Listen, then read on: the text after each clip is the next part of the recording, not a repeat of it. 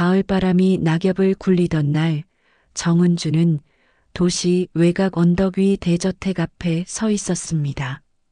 38년을 살아오는 동안 이런 호화로운 집 앞에 선 적은 없었습니다. 낡은 가방을 꼭 쥐고 깊은 숨을 들이마시며 인터폰 버튼을 눌렀습니다. 대문이 자동으로 열리자 넓은 정원을 지나 현관으로 향했습니다. 가을 햇살이 비치는 정원의 모습이 어딘가 익숙하게 느껴져 은주는 잠시 걸음을 멈췄습니다. 평생 이런 호화로운 저택은커녕 이 동네에 온 적도 없는데 이곳이 낯설지 않았습니다. 마치 오래전 꿈에서 본 풍경처럼 희미한 기억이 스쳐 지나갔습니다. 현관문이 열리고 중년 여성 박여사가 그녀를 맞이했습니다. 이 집 관리인이라고 자신을 소개한 그녀는 은주를 집 안으로 안내했습니다. 3층짜리 저택은 바깥에서 본 것보다 훨씬 넓고 웅장했습니다. 대리석 바닥, 높은 천장, 값비싼 가구들, 보육원에서 자라 평생을 식당 설거지, 모텔 청소, 공장 아르바이트로 살아온 은주에게는 꿈 같은 공간이었습니다. 박 여사는 은주를 1층 끝에 있는 작은 방으로 안내했습니다. 창문으로는 정원의 오래된 느티나무가 보였습니다. 이 나무가 30년도 더 됐다는 말에 은주의 가슴이 묘하게 울렸습니다. 그녀 나이보다 조금 적은 세월이었습니다. 은주는 자신의 손목시계를 무의식적으로 만졌습니다. 보육원에서 나올 때 원장님이 준 유일한 물건이었습니다. 시계 뒷면에는 알 수 없는 이니셜 Y, H, J가 새겨져 있었습니다. 백운그룹 윤 회장의 저택인 이 집에는 현재 회장의 재혼한 아내 김 사모님과 그녀의 두 자녀가 함께 살고 있었습니다. 윤 회장은 전처와의 사이에 자녀가 없다고 했습니다. 평범한 가족 구성이었지만 은주는 왠지 모를 불안감을 느꼈습니다. 첫날 저녁 모든 업무를 마친 은주는 지친 몸을 침대에 뉘었습니다. 창밖으로 별이 보였고 바람에 느티나무 잎이 흔들리는 소리가 들렸습니다. 그 소리에 은주는 어렴풋이 누군가의 웃음소리를 떠올렸습니다. 어린 시절의 기억이 아니었을까요? 하지만 은주에게는 5살 이전의 기억이 없었습니다. 그저 보육원에서 자랐다는 사실만 알고 있을 뿐. 이튿날 아침 은주는 일찍 일어나 회장 가족의 아침 식사를 준비했습니다. 회장은 아직 출장 중이었고 김 사모님과 그녀의 자녀들만 아침 식탁에 앉았습니다. 그들은 은주를 거의 투명인간 취급했습니다. 음식을 내오고 물을 따르는 그녀에게 시선 한 번 주지 않았습니다. 그날 오후 은주는 3층 회장 서재를 정리하던 중 책장 위에 놓인 은색 액자를 발견했습니다. 그 안에는 어린 소녀와 남자의 사진이 있었습니다. 70년대로 보이는 흑백 사진이었습니다. 은주는 그 사진 속 소녀의 모습에 이상하게 끌렸습니다. 마치 거울을 보는 것 같은 기분이 들었습니다. 저녁이 되자 윤 회장이 출장에서 돌아왔습니다. 거실에서 그를 처음 마주한 은주는 묘한 긴장감을 느꼈습니다. 60대 후반의 남자는 강인한 인상이었지만 눈빛에는 말할 수 없는 슬픔이 깃들어 있었습니다. 윤 회장은 은주를 바라보며 잠시 말을 잃은 듯 서 있었습니다. 그의 시선에 은주는 가슴이 두근거렸습니다. 그날 밤부터 이상한 일이 시작되었습니다. 은주가 어디에 있든 윤 회장이 그녀를 자주 마주쳤습니다. 주방에서 일할 때, 정원을 돌볼 때, 복도를 지날 때, 그는 항상 은주를 유심히 바라보았습니다. 처음에는 감시당하는 기분이었지만 점차 그의 시선이 적대적이지 않다는 것을 깨달았습니다. 오히려 그 안에는 그리움과 안타까움이 담겨 있었습니다. 일주일 정도 지났을 때 은주는 정원의 창고를 정리하다가 낡은 나무 상자를 발견했습니다. 그 안에는 오래된 장난감들과 아이 옷이 담겨 있었습니다. 특히 하늘색 원피스 하나가 은주의 시선을 사로잡았습니다. 그것을 손에 쥐는 순간 머릿속에 희미한 기억의 파편이 스쳐 지나갔습니다. 누군가 그녀를 안고 웃는 모습, 이 정원에서 뛰어놀던 기억.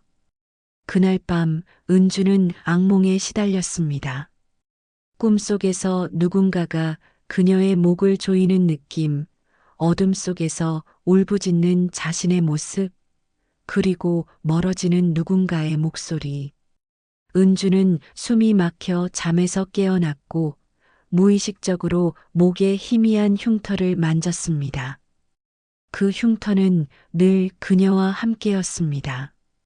보육원 원장님은 은주가 왔을 때 이미 그 흉터가 있었다고 했습니다. 다음 날 윤 회장은 은주에게 어디서 자랐는지, 부모님은 어떤 분들이신지 물었습니다. 은주는 자신이 아는 전부를 이야기했습니다. 보육원에서 자란 일, 5살 때 그곳에 맡겨졌다는 사실, 그리고 부모에 대한 기억이 전혀 없다는 것까지. 윤 회장의 눈에 눈물이 고였습니다. 그는 책상 서랍에서 낡은 사진 한 장을 꺼냈습니다. 그것은 은주가 전에 본 액자 속 사진과 같은 것이었습니다. 어린 소녀와 남자. 은주가 사진 속 아이에 대해 물었을 때 윤 회장은 깊은 한숨을 내쉬었습니다. 그리고 은주의 목에 있는 흉터를 바라보았습니다. 그의 눈빛에는 말할 수 없는 슬픔과 그리움이 담겨 있었습니다. 은주는 자신도 모르게 목의 흉터를 만졌습니다. 윤 회장은 은주의 생일이 언제냐고 물었습니다. 1985년 10월 21일이라는 대답에 윤 회장의 손이 떨렸습니다.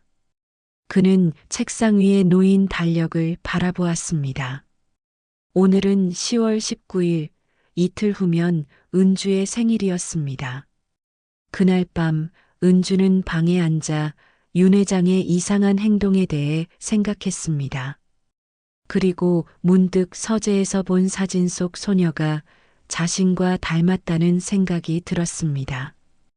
은주는 손목시계를 바라보았습니다.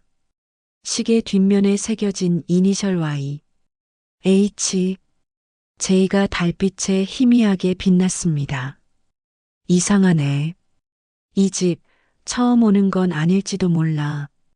창밖으로 느티나무 그림자가 드리워졌고 은주의 마음속에는 점점 더 많은 의문이 피어올랐습니다. 어쩌면 그녀의 삶은 지금까지 알고 있던 것과 전혀 다른 것일지도 모릅니다. 그리고 이 저택에 숨겨진 비밀이 그녀의 잃어버린 과거와 연결되어 있을지도 모릅니다. 은주의 목에 남은 희미한 흉터는 그녀가 과거에 대해 가진 유일한 단서였습니다. 보육원에서 자라며 그녀는 자신의 뿌리에 대해 무수히 많은 질문을 품어왔지만 답을 얻은 적은 없었습니다. 그저 5살 때 보육원에 맡겨졌다는 사실만 알 뿐이었습니다. 그러나 이 대저택에 발을 들인 이후 은주의 가슴 속에는 묘한 감정이 일렁이기 시작했습니다. 마치 오래전 잃어버린 퍼즐 조각을 하나씩 찾아가는 기분이었습니다. 윤 회장의 저택에서 일한 지 2주일이 지났습니다. 은주의 일상은 점차 패턴을 가지게 되었습니다. 아침 일찍 일어나 가족의 아침 식사를 준비하고 오전에는 집안 청소, 오후에는 세탁과 저녁 식사 준비까지 단순한 업무였지만 이 집의 사람들은 그녀를 다르게 대했습니다.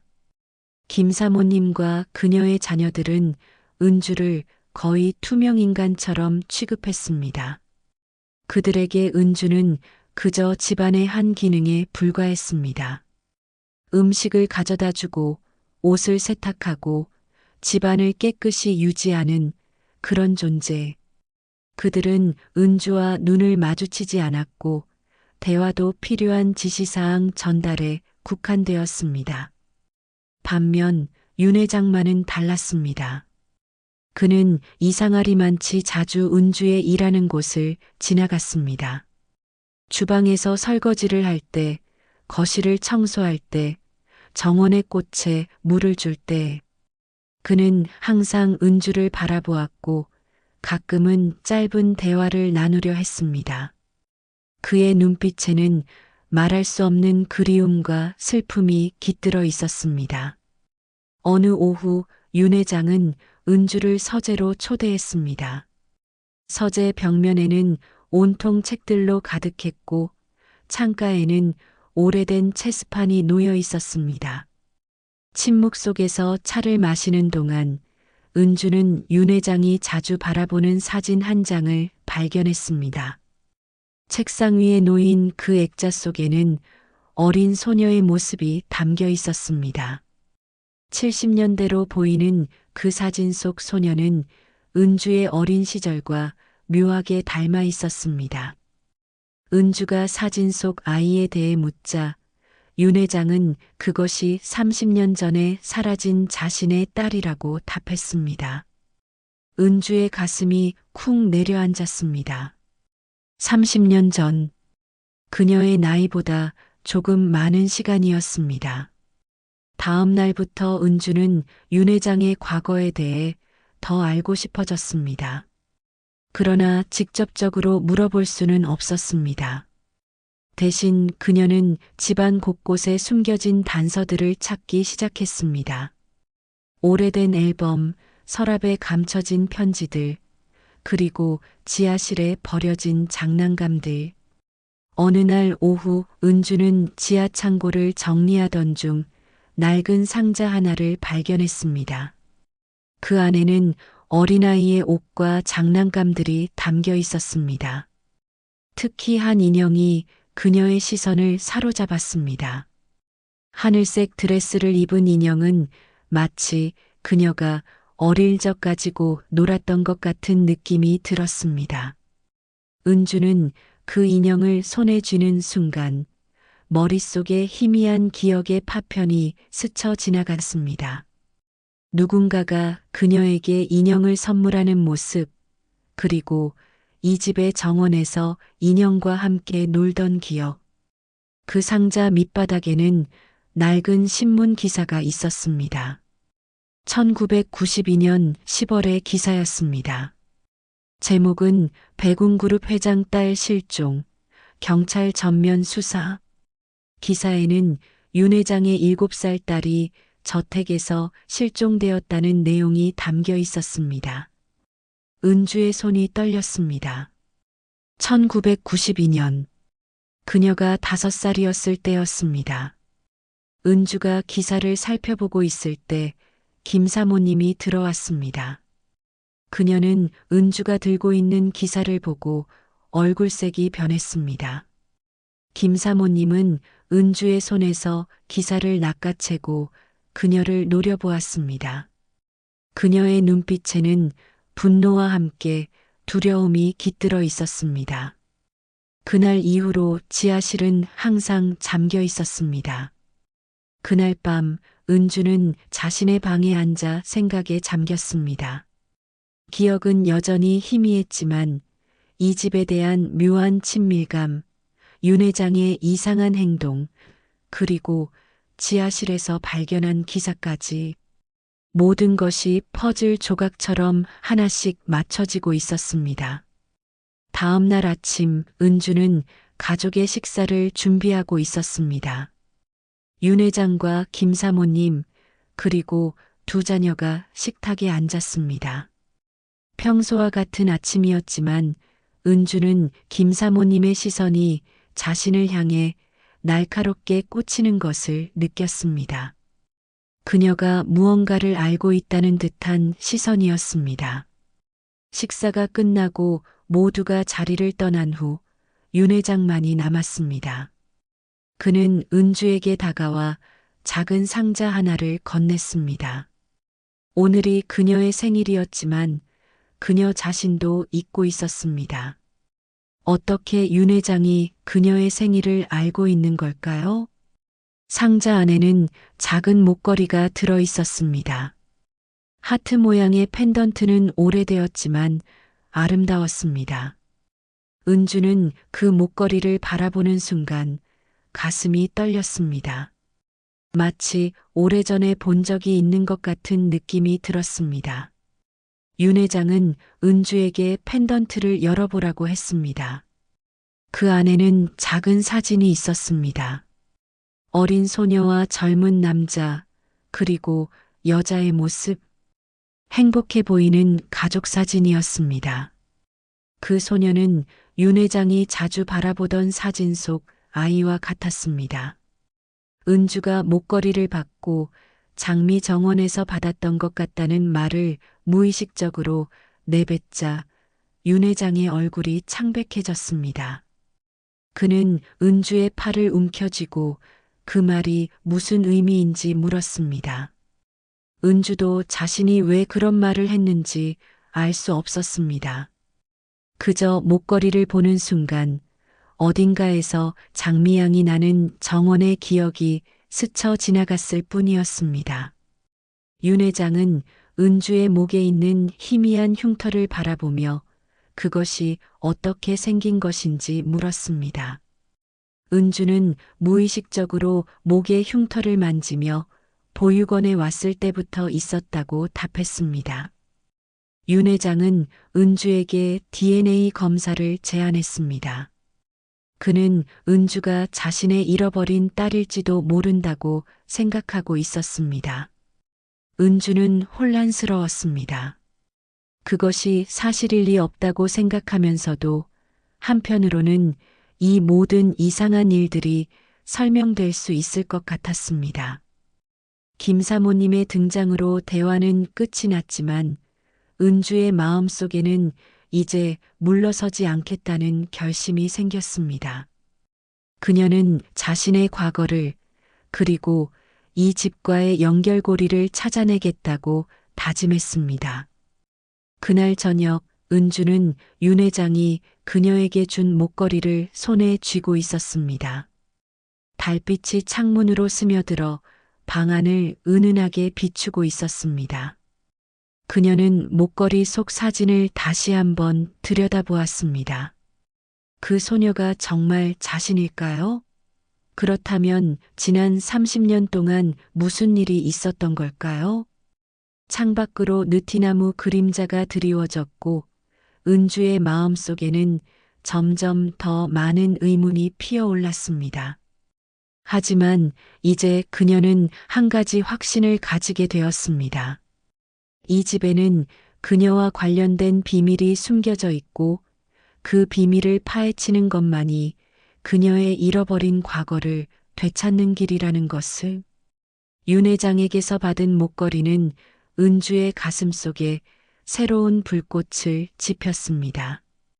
그녀는 밤마다 하트 모양 펜던트 속 가족 사진을 들여다보았습니다.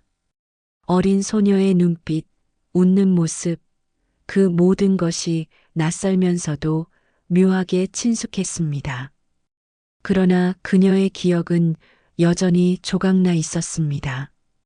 마치 안개 속에서 희미한 빛을 좇는 것처럼 기억의 파편들은 있지만 완전한 그림을 그려내지 못했습니다.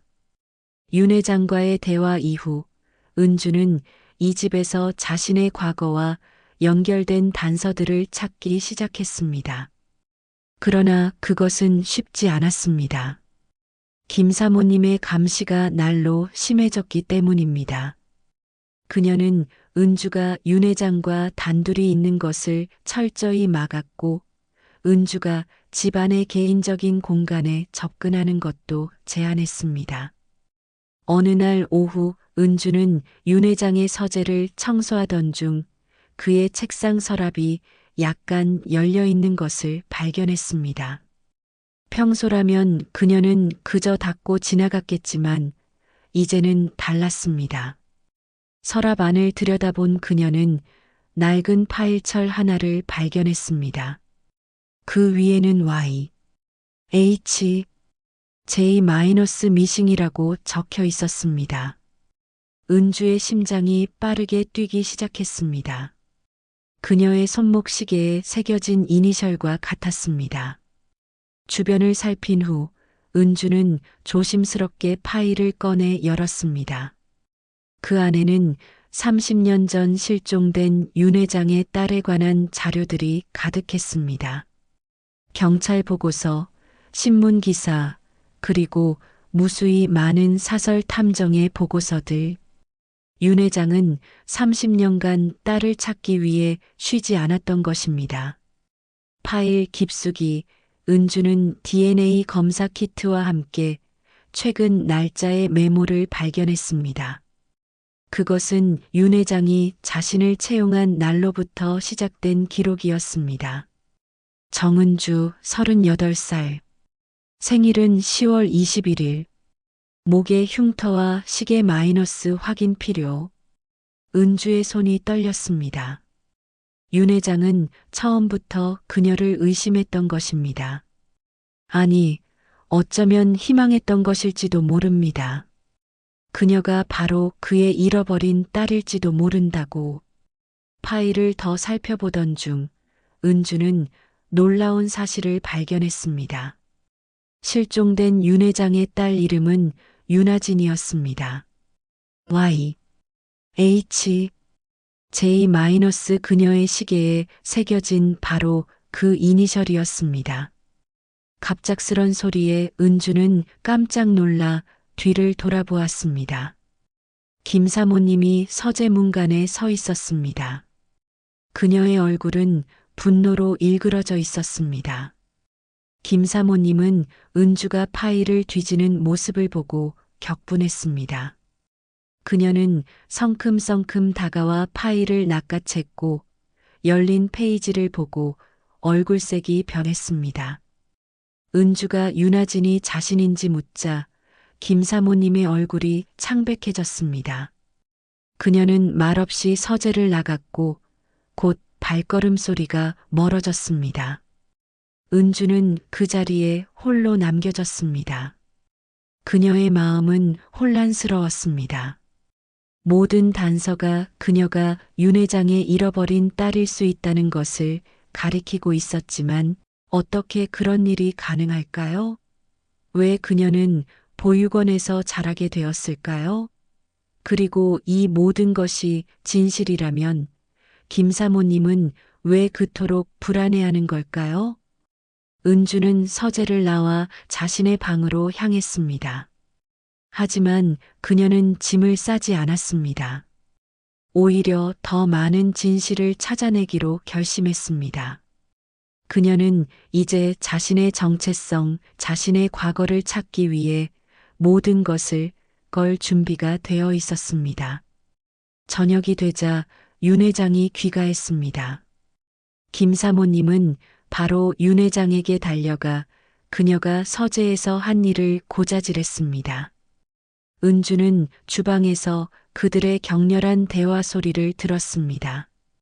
김 사모님은 윤 회장의 딸이 30년 전에 죽었다고 주장했습니다. 은주는 그 말에 가슴이 쿵 내려앉았습니다. 죽었다고요? 하지만 그녀는 여기 살아있지 않은가요? 만약 그녀가 정말 윤아진이라면 어떻게 이런 일이 가능할까요? 대화 소리가 멈추고 서재 문이 열렸습니다. 윤 회장이 무거운 발걸음으로 계단을 내려오는 것이 보였습니다. 그의 얼굴은 창백했고 눈가에는 눈물이 맺혀 있었습니다. 그는 마치 영혼이 빠져나간 것처럼 보였습니다. 윤 회장이 지나간 후 은주는 조용히 서재로 향했습니다. 문은 반쯤 열려 있었고 김 사모님이 서랍을 뒤지고 있었습니다. 그녀는 윤 회장의 파일들을 하나씩 꺼내 확인하고 있었습니다. 은주는 숨을 죽이고 지켜보았습니다. 갑자기 김 사모님이 휴대폰을 꺼내 누군가에게 전화를 걸었습니다. 그녀는 전화 상대에게 문제가 생겼다고 말했습니다. 그 애가 돌아온 것 같다고, 윤아진이라고. 회장이 의심하고 있으며 DNA 검사까지 하려 한다고 말했습니다. 그리고 가장 충격적인 말이 이어졌습니다. 이번엔 확실히 처리해야 해. 맞아. 우리가 30년 전에 한 것처럼. 은주는 무의식적으로 목의 흉터를 만졌습니다. 30년 전 김 사모님과 통화 상대는 무슨 일을 저질렀던 걸까요? 그리고 그것이 윤아진의 실종, 그녀의 목에 남은 흉터와 어떤 관련이 있는 걸까요? 은주는 서둘러 자신의 방으로 돌아왔습니다. 머릿속이 혼란스러웠습니다. 그녀는 이제 자신이 위험에 처했다는 것을 알았습니다. 김 사모님과 그녀의 공범은 분명 윤아진에게 무슨 일을 저질렀고 이제 은주가 진실을 알게 될까 두려워하고 있었습니다. 그날 밤 은주는 결정을 내렸습니다. 그녀는 도망칠 수도 있었습니다. 하지만 그렇게 되면 평생 자신의 진정한 정체성에 대한 의문을 안고 살아야 할 것입니다. 아니, 그녀는 진실을 마주할 것입니다. 비록 그 진실이 고통스럽고 두려운 것이라 할지라도 다음 날 아침 은주는 평소와 같이 가족의 아침 식사를 준비했습니다. 김 사모님은 그녀를 경계하는 눈빛으로 지켜보았고 윤 회장은 무거운 침묵 속에 식사를 했습니다. 아침 식사가 끝나고 모두가 자리를 뜬 후 은주는 윤 회장에게 다가가 대화를 청했습니다. 윤 회장의 서재에서 은주는 자신이 발견한 모든 것을 이야기했습니다. 파일 속 정보들, 그리고 김 사모님의 수상한 전화 통화까지. 윤 회장은 점점 창백해져 갔습니다. 이 사진 속 아이, 혹시 이 아이가 나인가요? 윤 회장은 말없이 그녀를 바라보았습니다. 그의 눈에는 말할 수 없는 슬픔과 그리움이 담겨 있었습니다. 마침내 그는 처음 은주를 봤을 때부터 느꼈다고 말했습니다. 그 아이와 너무 닮았기 때문이었습니다. 하지만 30년이라는 시간이 지났기에 확신할 수 없었다고 했습니다. 은주가 DNA 검사를 제안하자 윤 회장은 서랍에서 이미 준비해 둔 키트를 꺼냈습니다. 은주는 심호흡을 했습니다. 그녀의 인생이 이 순간을 기점으로 완전히 달라질 수 있다는 것을 알았습니다. 하지만 그녀는 준비되어 있었습니다. DNA 검사는 간단했습니다. 구강세포를 채취하는 것으로 끝이었습니다. 윤 회장은 자신과 은주의 샘플을 봉투에 넣었습니다. 이틀 정도 걸릴 거라고 했습니다. 그때 그들은 진실을 알게 될 것입니다. 윤 회장의 말이 채 끝나기도 전에 서재 문이 열렸습니다. 김 사모님이 들어왔고 그녀의 뒤로는 윤 회장의 두 자녀가 따라 들어왔습니다. 그들의 표정은 모두 험악했습니다. 김 사모님은 DNA 검사에 격분했고 윤 회장의 아들 도연은 이 여자가 유산을 노리는 것이라며 비난했습니다. 윤 회장은 담담하게 자신의 결정은 바뀌지 않을 것이라고 대답했습니다. 그는 DNA 검사 봉투를 들고 방을 나갔습니다. 김 사모님은 은주에게 다가와 무엇을 바라느냐고 물었습니다. 돈인지 아니면 진짜 이 집의 딸이 되고 싶은 것인지. 은주는 그저 진실을 알고 싶을 뿐이라고 대답했습니다. 자신이 누구인지, 왜 이 집에 이끌려오게 되었는지. 김 사모님은 은주가 그냥 보육원 출신의 가정부일 뿐이라고 말했습니다. 그 이상도 그 이하도 아니라고. 그리고 앞으로도 계속 그럴 거라고. 김 사모님의 말은 위협처럼 들렸습니다. 은주는 그 순간 자신이 큰 위험에 처했다는 것을 깨달았습니다. 김 사모님과 그녀의 공범은 분명 은주가 진실을 알게 되는 것을 원치 않았습니다. 그리고 그들은 그것을 막기 위해 무슨 일이든 할 수 있을 것 같았습니다. 그날 밤 은주는 잠을 이루지 못했습니다.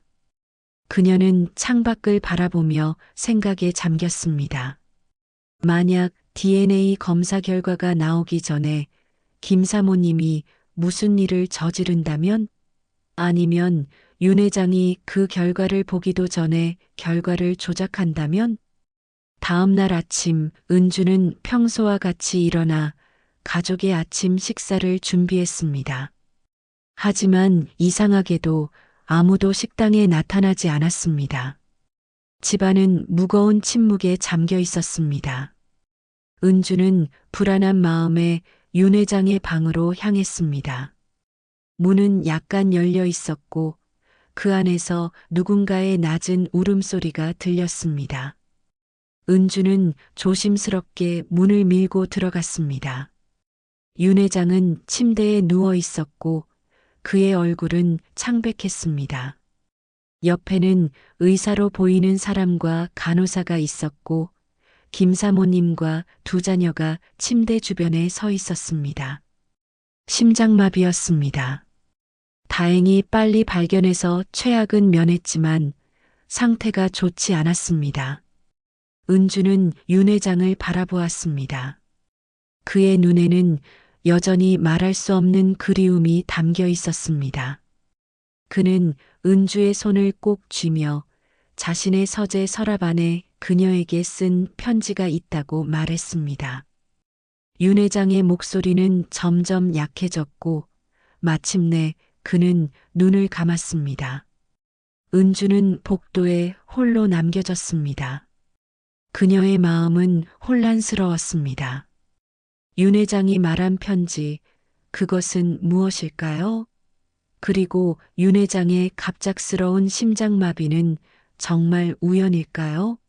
아니면 김 사모님과 관련이 있을까요? 은주는 결심했습니다. 그녀는 윤 회장의 서재로 향했습니다. 그가 말한 편지를 찾아야 했습니다.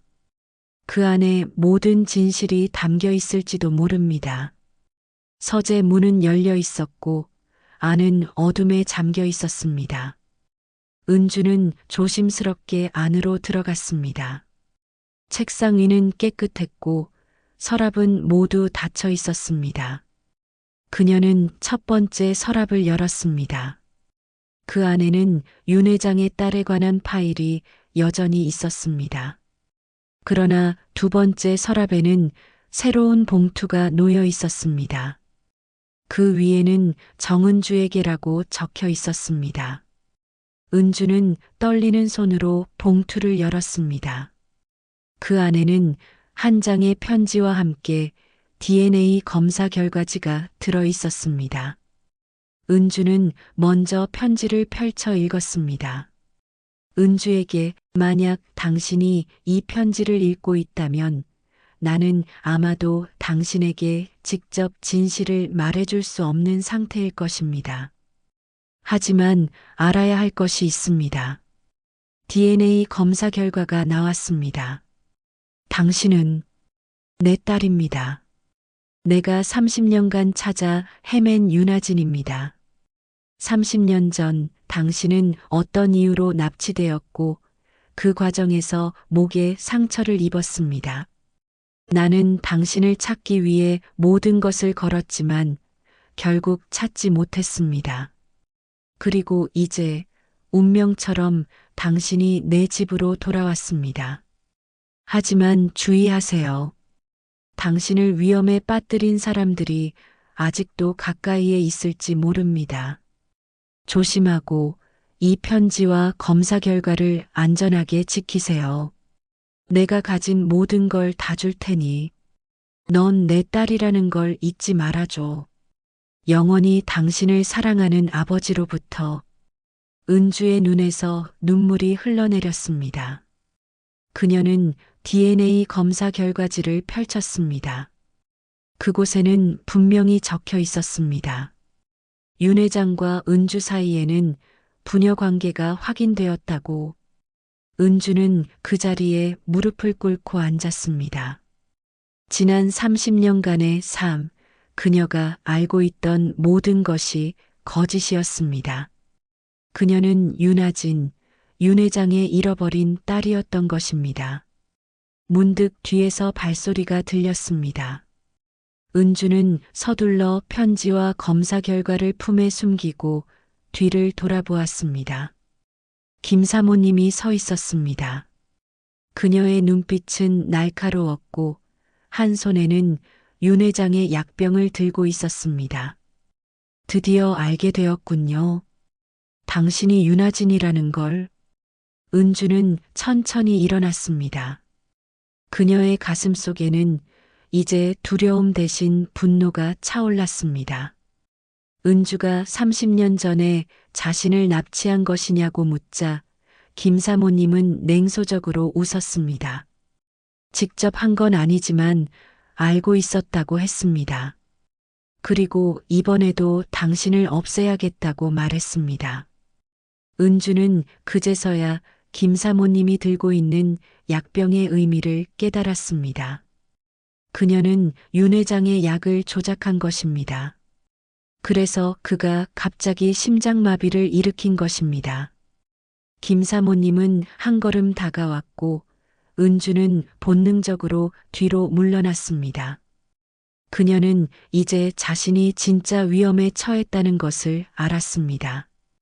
김 사모님은 그녀가 진실을 알게 되는 것을 막기 위해 무슨 일이든 할 수 있을 것 같았습니다.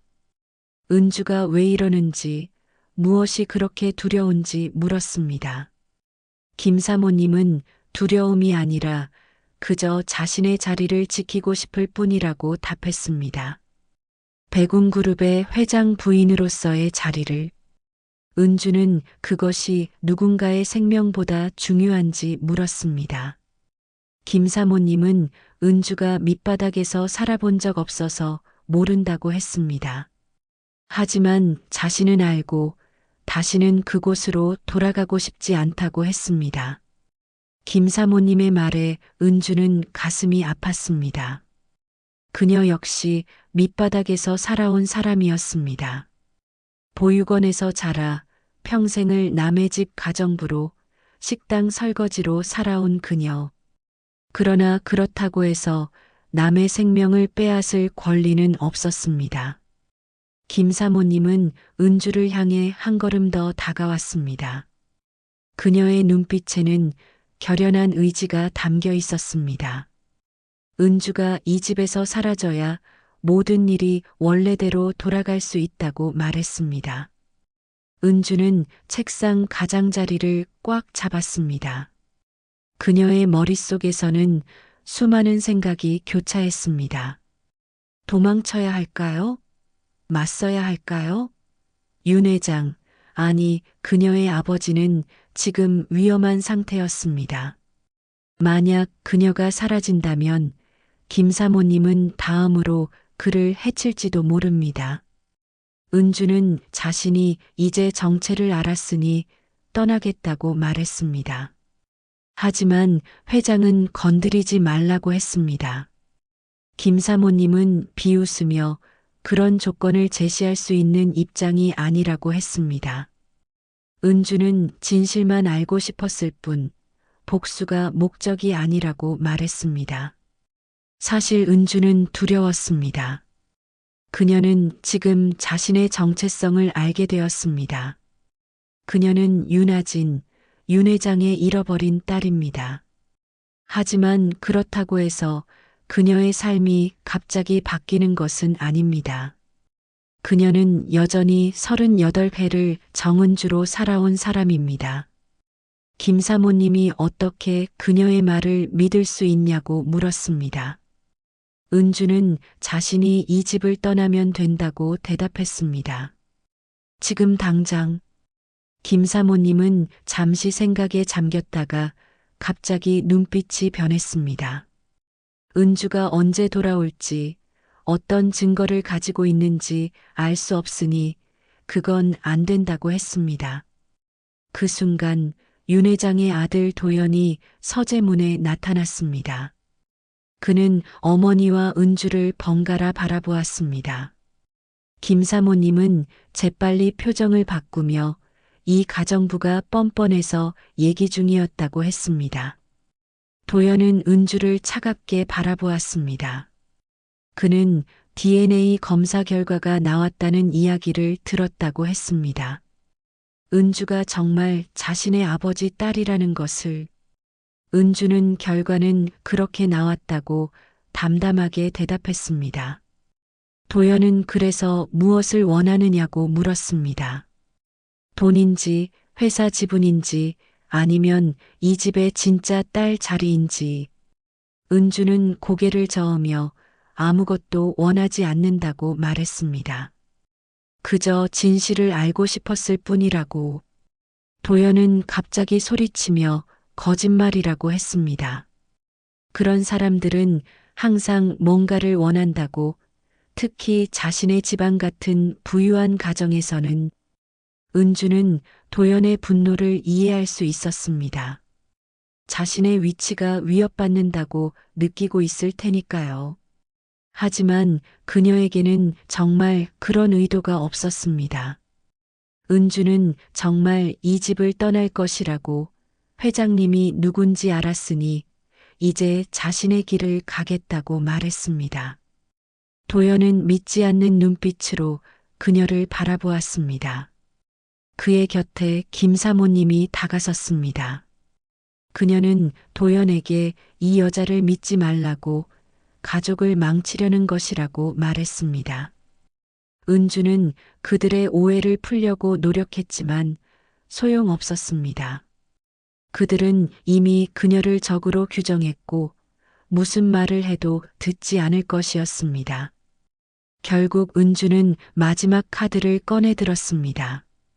그녀는 회장님이 남긴 편지와 DNA 검사 결과가 자신에게 있으며 만약 자신에게 무슨 일이 생기면 이 증거들은 경찰에게 갈 것이라고 말했습니다. 김 사모님의 얼굴이 창백해졌습니다. 도연도 잠시 당황한 표정을 지었습니다. 은주는 지금 당장 이 집을 떠나겠다고 말했습니다. 회장님께는 직접 작별 인사를 드리고 싶다고. 김 사모님은 잠시 침묵했다가 마지못해 고개를 끄덕였습니다. 하지만 오늘 안으로 이 집에서 나가야 한다고 했습니다. 은주는 그들을 지나쳐 서재를 나왔습니다. 그녀의 가슴은 무거웠지만 동시에 이상하게 가벼워진 느낌도 들었습니다. 마침내 그녀는 자신이 누구인지 알게 되었습니다. 비록 그 진실이 슬프고 아픈 것이었지만 그것은 그녀의 진실이었습니다. 은주는 윤 회장의 병실로 향했습니다. 그녀는 마지막으로 그를, 아니 그녀의 아버지를 만나야 했습니다. 병실 문은 살짝 열려 있었고 윤 회장은 혼자 창밖을 바라보고 있었습니다. 그는 여전히 창백했지만 눈빛은 맑았습니다. 은주가 조용히 그를 부르자 윤 회장은 천천히 고개를 돌렸습니다. 그의 눈에 눈물이 맺혔습니다. 그는 그녀를 하진아, 아니 은주야라고 불렀습니다. 은주는 그의 침대 곁으로 다가갔습니다. 그녀도 눈물을 참을 수 없었습니다. 그녀는 편지를 읽었고 검사 결과도 봤다고 말했습니다. 윤 회장은 힘겹게 손을 뻗어 은주의 손을 잡았습니다. 그는 그녀를 지키지 못해 미안하다고 30년이나 걸렸다고 말했습니다. 은주는 괜찮다고 대답했습니다. 이제 자신이 누구인지 알게 되었으니까요. 윤 회장은 은주에게 이제 어떻게 하고 싶은지 물었습니다. 은주는 잠시 생각했습니다. 그녀는 이제 윤아진 백운그룹 회장의 딸입니다. 하지만 동시에 그녀는 정은주 보육원에서 자라 평생을 고단하게 살아온 여자이기도 합니다. 은주는 이 집을 떠나려 한다고 말했습니다. 김 사모님과 약속했다고, 오늘 안으로 떠나겠다고. 윤 회장은 왜냐고 물었습니다. 이제 그녀의 집인데. 은주는 이곳은 자신의 집이 아니라고 말했습니다. 적어도 지금의 자신에게는. 그녀는 윤아진으로 살아본 적이 없습니다. 그녀는 정은주로 살아왔고 앞으로도 그렇게 살 것입니다. 윤 회장의 눈에서 눈물이 흘러내렸습니다. 그는 은주가 자신의 딸인데 가진 모든 것을 주고 싶은데 어쩔 수 없냐고 말했습니다. 은주는 미소를 지었습니다. 슬픈 미소였지만 그 안에는 따뜻함이 담겨 있었습니다. 그녀는 회장님의 마음만으로도 충분하다고 말했습니다. 딸이라고 불러주었으니 그것만으로도 족하다고. 윤 회장은 말없이 은주를 바라보았습니다. 그의 눈빛에는 말할 수 없는 슬픔과 그리움, 그리고 자랑스러움이 담겨 있었습니다. 그는 은주의 결정을 존중하겠다고 말했습니다. 하지만 그녀는 언제나 그의 딸이고 언제든지 돌아올 수 있다고 했습니다. 감사해요, 아버지. 은주는 생애 처음으로 그 단어를 입에 담았습니다. 아버지. 그 말이 입에서 나오는 순간 그녀의 가슴 속에 무언가가 녹아내리는 것 같았습니다. 오래된 상처, 오래된 의문들이 조금씩 치유되는 느낌이었습니다. 윤 회장은 서랍에서 봉투 하나를 꺼냈습니다. 그는 그것이 은주의 몫이니 거절하지 말라고 했습니다. 아버지가 딸에게 주는 선물이니까. 은주는 망설였지만 마침내 봉투를 받았습니다. 그 안에는 상당한 액수의 수표와 함께 집 열쇠가 들어 있었습니다. 윤 회장은 그녀의 이름으로 작은 집 하나를 마련했다고, 그 돈은 그녀가 새 삶을 시작하는데 도움이 될 거라고 말했습니다. 은주는 말없이 고개를 숙였습니다. 그녀는 거절하고 싶었지만 윤 회장의 진심 어린 마음을 외면할 수 없었습니다. 그녀는 앞으로 가끔 만나러 와도 되는지 물었고 윤 회장은 당연하다고 대답했습니다. 그녀는 그의 딸이니까. 은주는 윤 회장의 손을 꼭 잡고 작별 인사를 했습니다.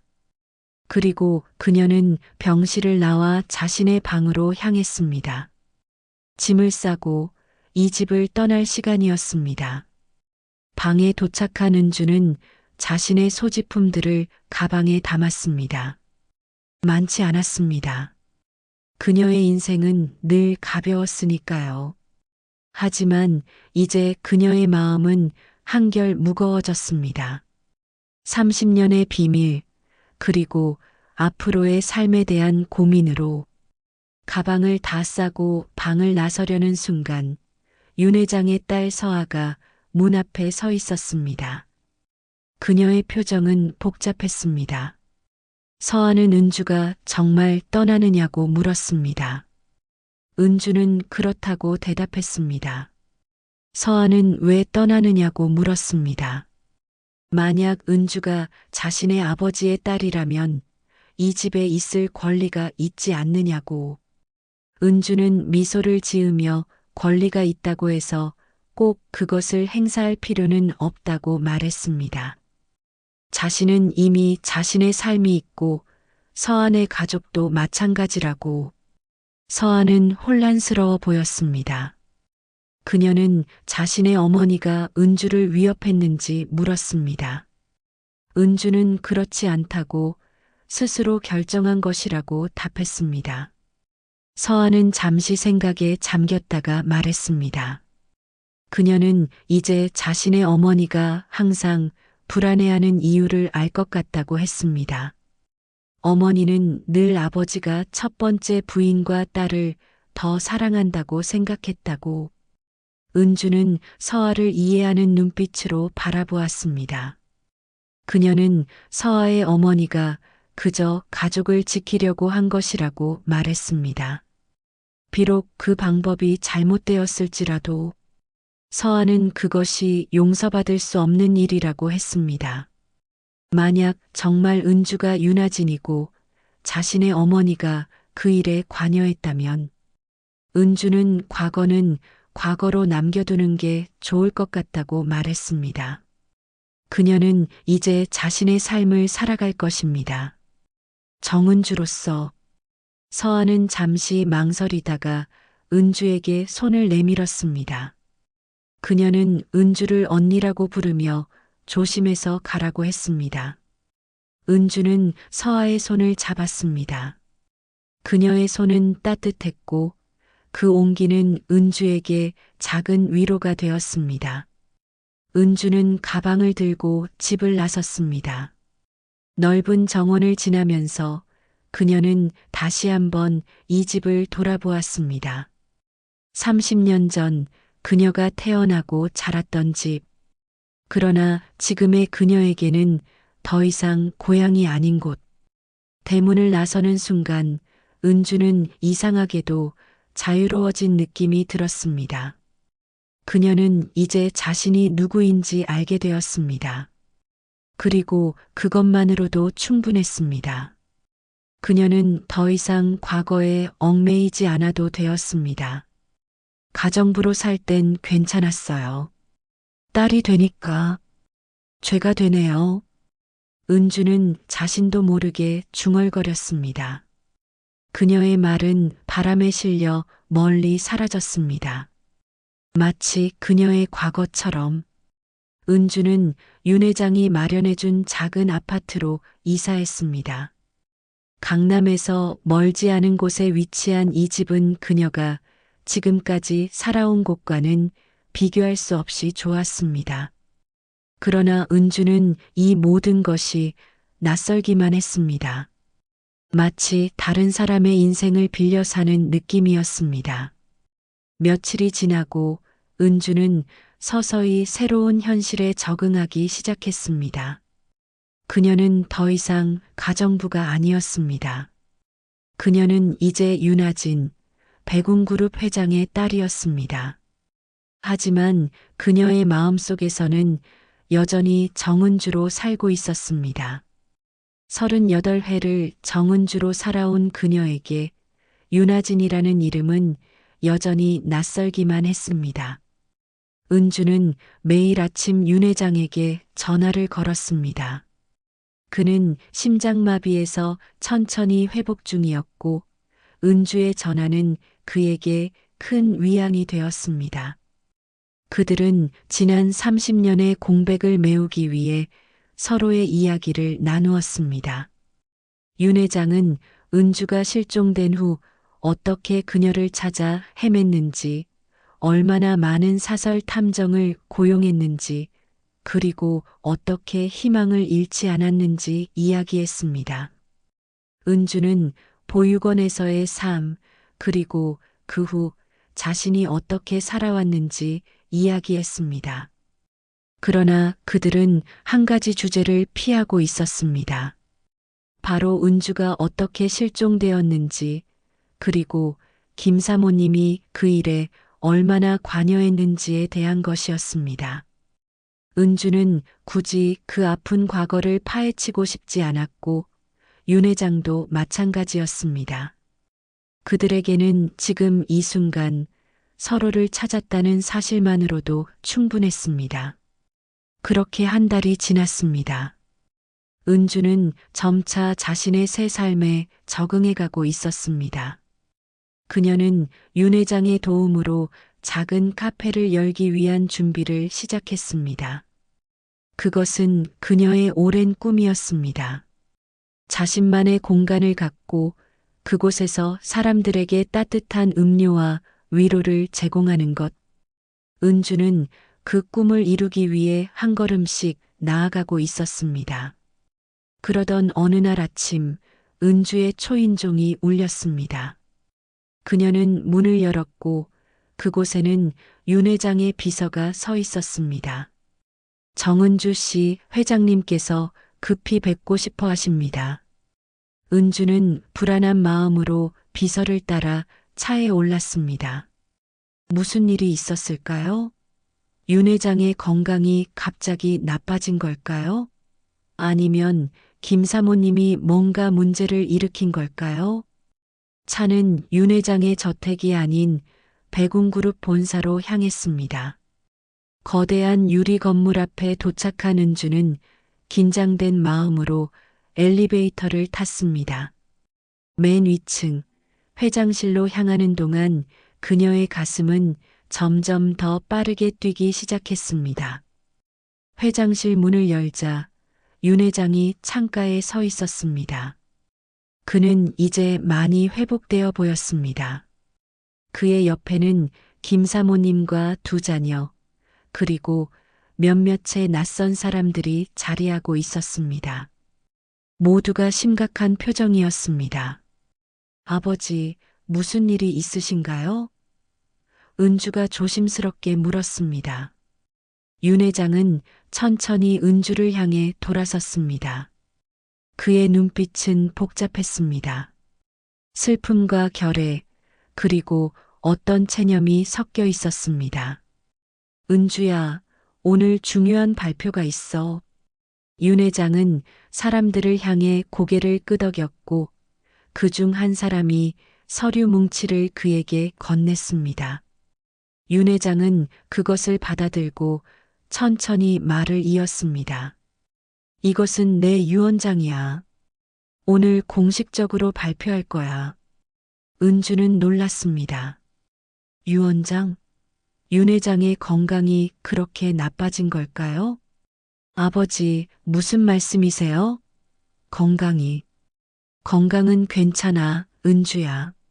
하지만 나는 이제 모든 것을 정리할 때가 왔다고 생각해. 윤 회장은 유언장을 펼쳤고 거기에 적힌 내용을 천천히 읽기 시작했습니다. 나 윤정호는 정신이 온전한 상태에서 다음과 같이 유언한다. 내 전 재산의 50%는 내 딸 윤아진, 현 정은주에게 상속한다.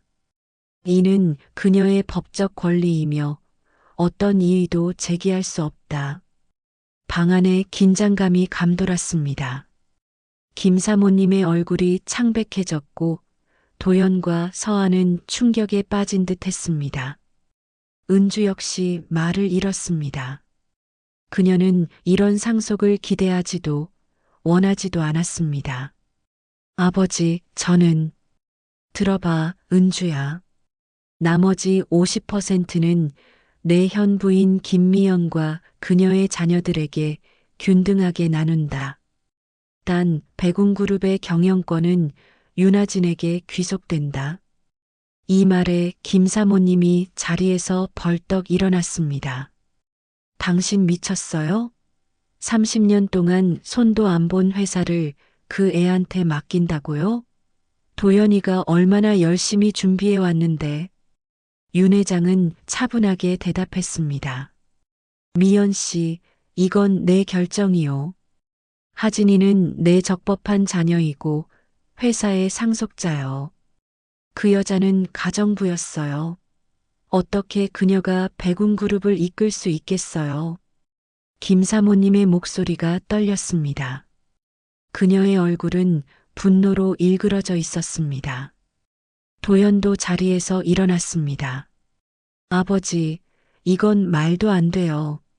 저는 10년 넘게 이 회사를 위해 준비해 왔어요. 그런데 갑자기 나타난 그녀에게 모든 것을 준다고요?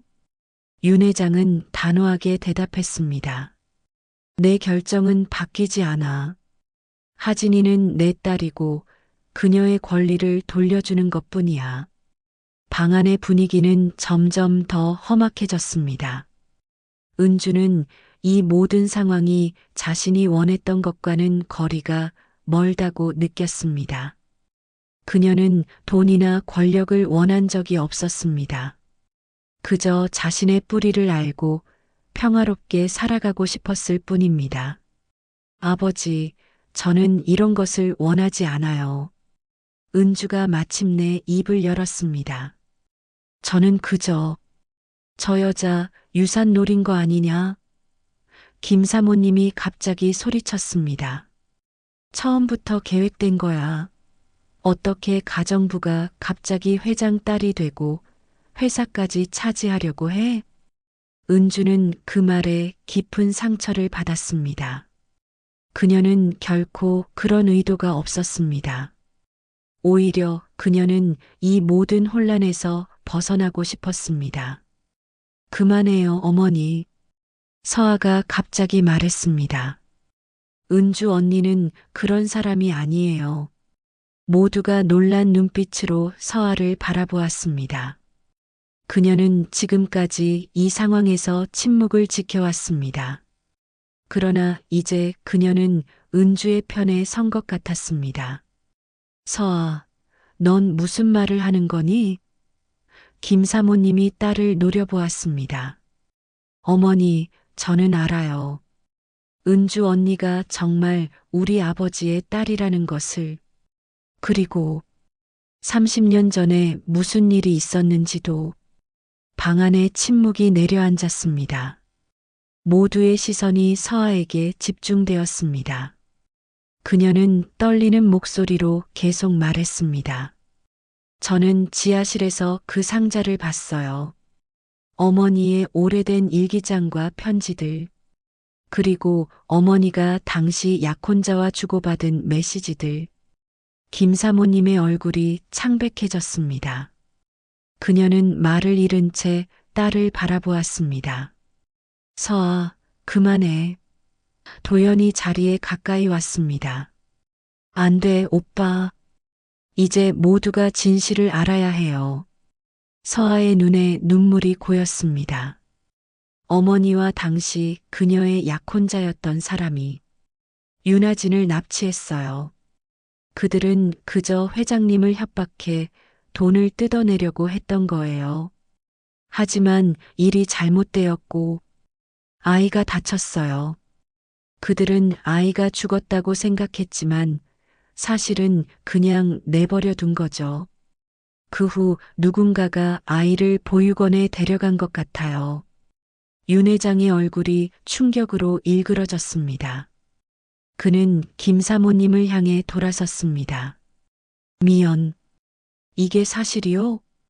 김 사모님은 말없이 고개를 숙였습니다. 그녀의 침묵은 모든 것을 말해주고 있었습니다. 은주는 자신의 목에 있는 흉터를 무의식적으로 만졌습니다. 이제 그 흉터가 어떻게 생긴 것인지 알게 되었습니다. 방 안에 무거운 침묵이 내려앉았습니다.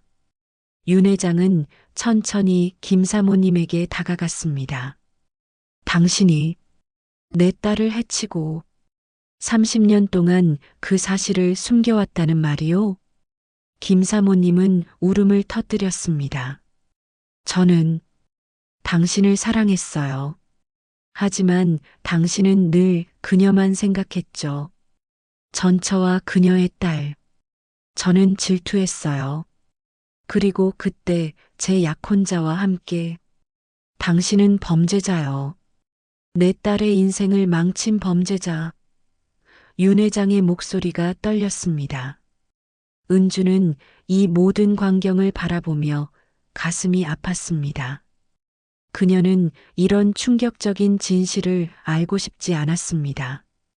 그녀는 그저 평화롭게 살고 싶었을 뿐입니다. 아버지, 그만하세요. 은주가 조용히 말했습니다.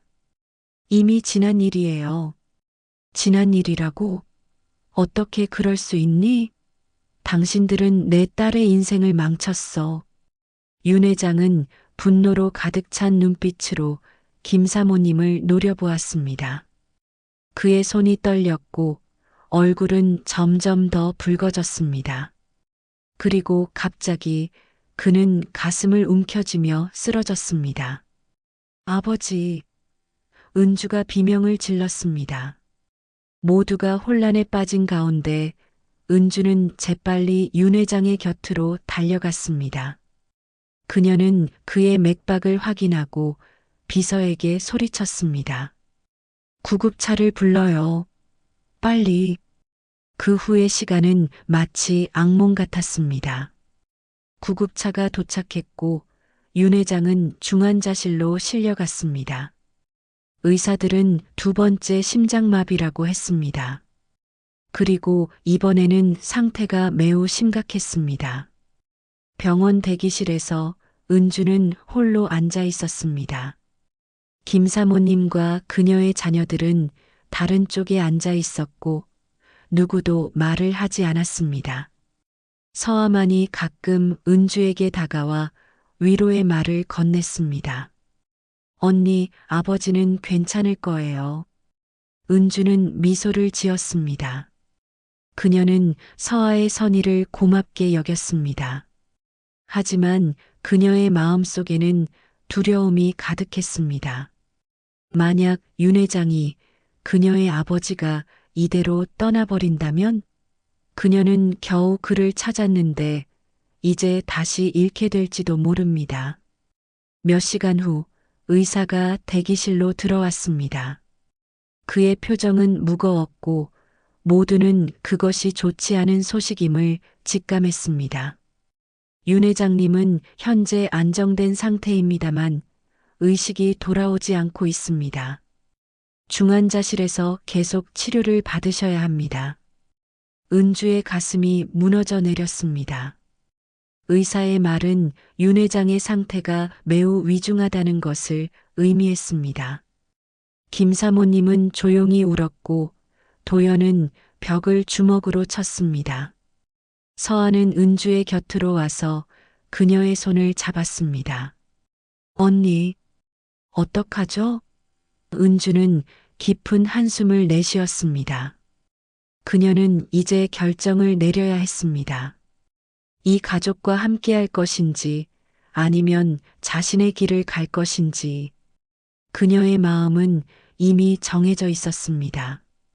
서아, 나는 이 집을 떠날 거야. 무슨 말이에요? 지금 아버지가 위독한데. 그래, 그렇기 때문에 더욱 그래. 내가 이 집에 남아있는 한 너희 가족은 계속 분열될 거야. 그리고 그것은 아버지의 회복에 도움이 되지 않아. 서아는 믿을 수 없다는 듯 은주를 바라보았습니다. 하지만 언니는 우리 가족이에요. 아버지의 딸이잖아요. 은주는 쓸쓸한 미소를 지었습니다. 나는 30년을 정은주로 살아왔어. 그리고 앞으로도 그럴 거야. 하지만 아버지의 유언장은, 회사는, 나는 그런 것들을 원하지 않아. 내가 진정으로 원했던 것은 그저 내 뿌리를 알고 내가 누구인지 이해하는 것뿐이었어. 서아는 말없이 은주를 바라보았습니다. 그녀의 눈에는 존경과 슬픔이 교차했습니다. 은주는 중환자실로 향했습니다. 그녀는 마지막으로 윤 회장을 보고 싶었습니다. 의식이 없는 그를 바라보며 은주는 조용히 말했습니다. 아버지, 저는 이제 떠납니다. 당신을 만나게 되어 정말 행복했어요. 그리고 당신이 제 아버지라는 것을 알게 되어 감사해요. 은주는 윤 회장의 손을 잡았습니다. 그의 손은 차갑고 약했지만 그녀는 그 안에서 여전히 따뜻함을 느꼈습니다. 회복하세요, 아버지. 그리고 행복하게 사세요. 당신의 가족과 함께. 그녀는 마지막으로 윤 회장의 이마에 입맞춤을 하고 병실을 나왔습니다. 대기실에서 김 사모님이 그녀를 기다리고 있었습니다. 김 사모님은 은주가 정말 떠나느냐고 물었습니다. 은주는 고개를 끄덕였습니다. 김 사모님은 왜 떠나느냐고 물었습니다. 은주는 이제 모든 것을 가질 수 있는데 회사, 재산, 이 가족까지 가정부로 살 땐 괜찮았어요. 딸이 되니까 죄가 되네요. 은주의 말에 김 사모님은 말을 잃었습니다. 그녀는 처음으로 은주를 진정으로 바라보는 것 같았습니다. 김 사모님은 은주가 정말 그런 것들을 원하지 않는 것이냐고 물었습니다. 은주는 그저 평화롭게 살고 싶을 뿐이라고 자신의 인생을 자신의 방식대로 살고 싶다고 말했습니다. 김 사모님의 눈에 눈물이 고였습니다. 그녀는 미안하다고, 정말 미안하다고 사과했습니다. 은주는 마지막으로 김 사모님을 바라보았습니다. 그녀는 이제 더 이상 분노나 원망을 느끼지 않았습니다. 그저 이 모든 비극적인 이야기가 끝나기를 바랄 뿐이었습니다. 은주는 자신도 미안하다고 말했습니다. 하지만 이제 모두 새로운 시작을 해야 할 것 같다고 덧붙였습니다. 은주는 병원을 나와 차에 올랐습니다. 그녀는 이제 정말로 이 가족과 작별을 고할 준비가 되어 있었습니다. 그녀는 자신의 작은 아파트로 돌아가 다시 정은주로서의 삶을 살아갈 것입니다. 그러나 이제 그녀는 조금 다른 사람이 되었습니다. 자신의 뿌리를 알고 자신의 상처를 이해하는 사람으로 차창 밖으로 도시의 불빛이 스쳐 지나갔습니다. 은주는 깊은 한숨을 내쉬었습니다. 30년의 비밀이 마침내 밝혀졌고 그녀는 이제 자유롭게 앞으로 나아갈 수 있을 것입니다. 비록 그 진실이 아프고 쓰라렸지만 그것은 그녀의 진실이었습니다. 그리고 그 진실을 안고 그녀는 이제 자신의 이야기를 써나갈 것입니다. 봄이 왔습니다. 도시의 거리마다 벚꽃이 흩날리고 차가운 겨울은 서서히 물러나고 있었습니다. 은주의 작은 카페 하루도 이제 문을 연 지 2달이 되었습니다. 도시 외곽의 조용한 주택가에 자리한 이 카페는 아직 유명하지는 않았지만 근처 주민들에게 점차 입소문이 나고 있었습니다.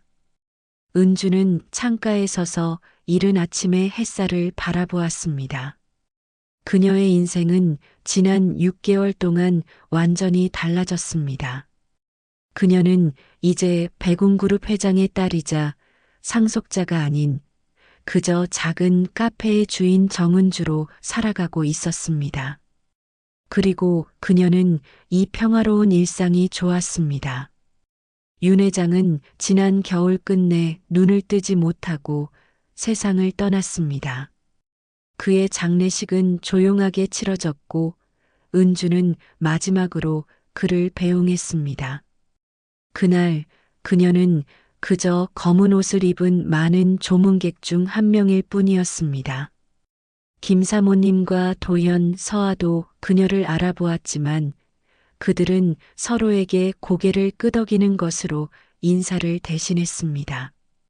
그것이 그들 모두에게 가장 편안한 방식이었습니다. 윤 회장의 유언장은 그대로 집행되었습니다. 은주는 상속받은 재산의 대부분을 보육원에 기부했고 회사의 지분과 경영권은 도연에게 양도했습니다. 그녀는 단 하나 아버지의 오래된 사진첩만을 간직했습니다. 그 안에는 그녀의 어린 시절, 행복했던 순간들의 기록이 담겨 있었습니다. 카페 문이 열리고 첫 손님이 들어왔습니다. 은주는 미소를 지으며 그를 맞이했습니다. 단골 손님은 고개를 끄덕이며 웃었습니다. 은주는 능숙하게 커피를 내리기 시작했습니다. 그녀의 손길은 이제 익숙하고 자신감이 넘쳤습니다. 이것이 그녀가 원했던 삶이었습니다. 소박하지만 진실된 그녀 자신의 삶. 오전에는 주로 출근하는 직장인들이 들르고 오후에는 아이를 학교에 보낸 주부들이 카페를 채웠습니다. 은주는 그들 모두에게 따뜻한 미소와 정성스러운 음료를 대접했습니다. 그녀에게 이 작은 일상의 순간들은 무엇보다 소중했습니다. 오후가 되자 카페 문이 다시 열렸고 서아가 들어왔습니다. 그녀는 은주의 카페를 종종 찾았습니다. 처음에는 어색했지만 이제 그들은 어느 정도 편안한 관계가 되었습니다. 서아는 오늘도 카페에 왔다며 밝게 웃었습니다. 은주는 그녀를 반갑게 맞이하며 무엇을 마실지 물었습니다. 서아는 카페라테를 주문하며 종이 봉투 하나를 은주에게 건넸습니다. 은주가 그것이 무엇이냐고 묻자 서아는 어머니가 보냈다고 대답했습니다. 은주의 것이라고. 은주는 의아한 표정으로 봉투를 열었습니다. 그 안에는 낡은 일기장 하나와 손목시계가 들어 있었습니다. 윤 회장이 그녀의 어머니에게 선물했던 시계였습니다. 은주의 손목시계와 똑같은 디자인이었습니다. 서아는 어머니가 지하실을 정리하다 발견했다고 설명했습니다. 은주 어머니의 일기장이고 그 시계는 짝을 이루는 것이라고. 은주는 말없이 일기장을 펼쳤습니다. 먼지 쌓인 페이지 사이로 한 여인의 인생이 펼쳐졌습니다. 그녀의 어머니, 윤 회장의 첫 번째 부인의 이야기였습니다. 행복했던 순간들, 그리고 점차 병이 깊어가던 시간들. 마지막 페이지에는 어린 하진에 대한 사랑과 걱정이 가득했습니다. 내가 떠난 후에도 하진이가 행복했으면 좋겠어. 정우가 잘 돌봐줄 거야. 하지만 만약 무슨 일이 생긴다면 우리 하진이가 언젠가 이 시계를 통해 나를 기억해줬으면 해. 은주의 눈에 눈물이 고였습니다. 그녀는 자신이 어머니에게서 받은 시계를 평생 간직해왔던 것입니다. 비록 그 기억은 잊혔지만 그녀의 몸은 그 소중한 연결을 기억하고 있었던 것입니다. 은주는 서아에게 고마움을 전했습니다. 서아도 눈물이 맺힌 채 미소를 지었습니다. 그녀는 어머니가 지난번 일에 대해 정말 미안해한다고 전했습니다. 지금은 정신과 치료를 받고 있다고. 은주는 고개를 끄덕였습니다. 그녀는 이미 김 사모님을 용서했습니다. 미움과 원망은 그저 그녀 자신을 더 아프게 할 뿐이었으니까요. 김 사모님도 자신의 방식으로 행복해지길 바란다고 말했습니다. 서아는 오빠가 회사 일로 바쁘다고 했습니다. 아버지의 뒤를 이어 회장이 되었다고. 은주가 포기한 자리인데 괜찮은지 물었습니다. 은주는 미소를 지으며 전혀 후회하지 않는다고 대답했습니다.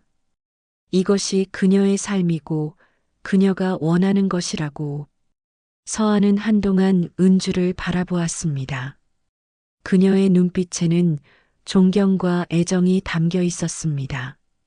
그 모든 돈과 권력을 포기한 은주가 대단하다고 말했습니다. 은주는 그것은 자신의 것이 아니었다고, 적어도 지금의 자신에게는 그렇다고 대답했습니다. 그들은 한동안 조용히 커피를 마셨습니다. 창 밖으로는 봄비가 내리기 시작했고 카페 안은 더욱 아늑하게 느껴졌습니다. 서아는 은주가 윤하진으로 살았다면 어땠을지, 그들이 진짜 자매로 함께 자랐다면 어땠을지 궁금하다고 말했습니다. 은주는 잠시 생각에 잠겼습니다. 그것은 그녀도 가끔 상상하는 만약의 삶이었습니다. 하지만 그녀는 이제 그런 가정에 집착하지 않기로 했습니다. 그랬다면 분명 좋았겠지만 우리는 지금 이 순간을 살아가는 것이라고 말했습니다. 그리고 그녀는 지금 이 순간이 좋다고 서하는 미소를 지었습니다. 그녀의 눈에서 눈물이 흘러내렸지만 그것은 슬픔의 눈물이 아니었습니다.